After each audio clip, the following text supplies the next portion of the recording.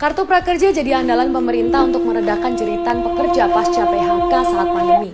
Alih-alih meredakan, mereka justru teriak makin kencang di sosmed karena ada beberapa kendala mulai dari proses pendaftaran sampai pencairan dananya yang sulit. Meskipun ada juga sih yang udah berhasil, tapi belum merata. Jadinya muncul pernyataan dari netizen kalau kartu prakerja adalah prank pemerintah. So, kartu prakerja itu serius atau prank sih? Quick Insight akan membahasnya. Sebelum kita ngobrol lebih jauh, gue bakal kasih info sedikit tentang kartu prakerja. Buat kalian yang mungkin belum dengar, kartu prakerja pasca pandemi sedikit bergeser fungsinya. Kartu prakerja nggak lagi diperuntukkan buat anak muda saja seperti semula, tapi juga bagi korban PHK karena pandemi. Di video sebelumnya, gue juga udah pernah ngejelasin kalau kartu prakerja yang baru adalah program semi bansos dari pemerintah. Jadi peserta yang mendaftar akan mendapat bantuan sebesar Rp3.550.000 dengan detail biaya pelatihan Rp1 juta, insentif pasca pelatihan sebesar Rp600.000 per bulan selama 4 bulan, dan insentif survei kepekerjaan sebesar Rp150.000.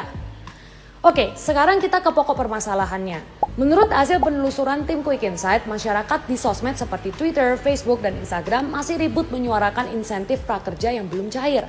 Gak sedikit juga dari mereka yang merupakan peserta gelombang pertama.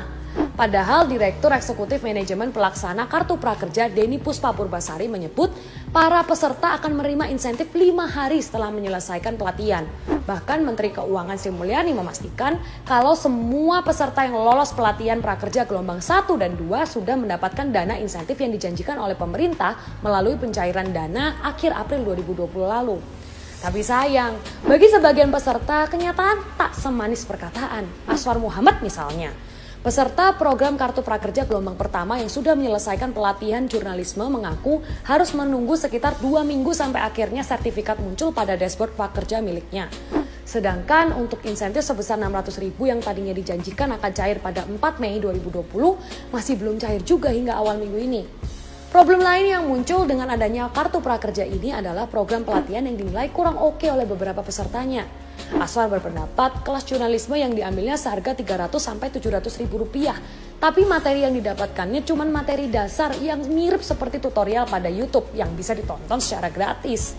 Jadi ia mengaku tidak puas dengan pelatihan yang diberikan. Bahkan anggota DPR RI dari fraksi PAN Saleh Daulay meminta agar pemerintah mengevaluasi program pelatihan yang disediakan oleh platform yang ada. Karena ia mencatat ada paket pelatihan menulis di Microsoft Word yang seharusnya tidak perlu ada pada pelatihan prakerja.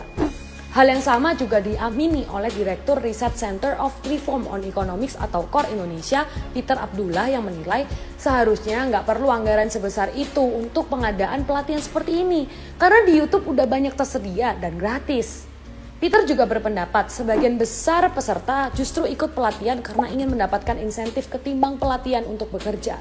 Jadi menurutnya yang seharusnya mendapat prioritas utama dari pemerintah adalah penyaluran bansos ke masyarakat. Ya, memang gak semua begitu. Ada juga yang merasa terbantu dengan program yang diberikan. Misalnya seperti Chandra Lasmana yang mengambil kelas bahasa Inggris untuk pelatihan grammar dan TOEFL seharga Rp700.000. Ia merasa kelas ini cukup bermanfaat.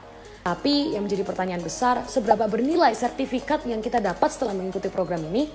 Direktur Eksekutif Manajemen Pelaksana Kartu Prakerja Denny Puspa memastikan pemerintah sudah melakukan koordinasi dengan Himpunan Pengusaha Muda Indonesia, Asosiasi Pengusaha Indonesia atau APindo, dan juga Kamar Dagang dan Industri Indonesia. Dengan maksud jika mereka membutuhkan tenaga kerja, bisa langsung menghubungi lembaga pelatihan dan nanti akan dicocokkan dengan kebutuhan mereka. Meskipun begitu, Ketua APindo Bidang Properti dan Kawasan Industri Sani Iskandar menyebut ada banyak persyaratan yang ditetapkan sebuah perusahaan untuk menerima calon karyawan. Jadi, adanya sertifikat prakerja nggak serta-merta bisa langsung diterima bekerja. Ya, semoga aja video ini bermanfaat buat pemerintah dalam melakukan evaluasi program prakerja. Gimana menurut kalian program Kartu Prakerja ini? Kalau punya pengalaman, boleh juga di-share di kolom komentar di